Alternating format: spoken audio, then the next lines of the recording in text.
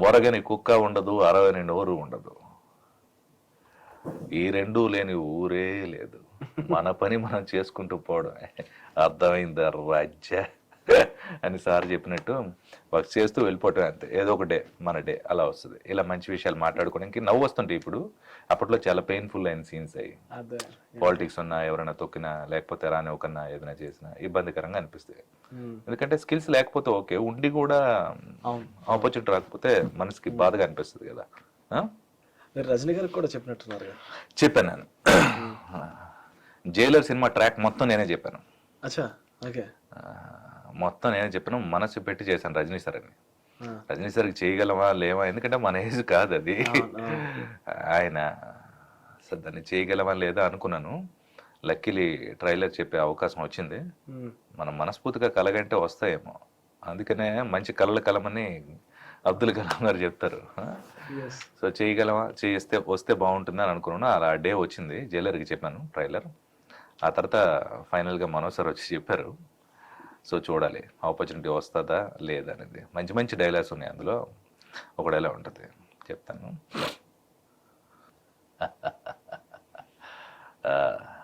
ఓ range తర్వాత మన దగ్గర మాటలు ఉండవు, కోతలే. నా కోపం వస్తే ఎలా ఉంటుందో చూడాలని తెగ ఆశపడ్డా. ఇప్పుడు నేను కోపంగా ఉన్నాను, కానీ చూడటానికి వాడలేడు. అయ్యో, ఇందాకేదో దూరం నుంచి అన్నావే నా కోడలు గురించి. ఏమన్నావు?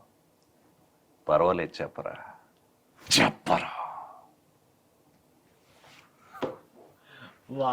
సంభవమే అని అందులో ఇంకోటి ఎలా ఉంటుంది, ఏయ్ ఇక్కడ నేనే కింగ్, నేను పెట్టినవే రూల్స్. ఆ రూల్స్ నేను అప్పుడప్పుడు నా ఇష్టానికి మారుస్తుంటాను. కాదని ఎవడైనా పిచ్చి వేషాలు వేశాడు వాణ్ణి ఖండాలుగా నరికేసి విసిరి పారేస్తాను. హుకుం, టైగర్ కా హుకుం. ఇది మీరు తెలుగు ఒరిజినల్ సాంగ్ మీరు చెప్పింది. ఇది యాక్చువల్లీ ఏం జరిగిందంటే ట్రాక్ చెప్పేటప్పుడు అది సాంగ్ కూడా డైలాగ్ వెర్షన్ కావాలని చెప్పి మిక్స్ చేసేసారు. అనిరుద్ధ్ గారు మిక్సింగ్ లో నాదే వాయిస్. ఆ సాంగ్ లో ఉన్నది నేనే వాయిస్, నా వాయిస్ అది. సో అదొక ఆధారం మిగిలింది నేను చెప్పాను అని చెప్పడానికి.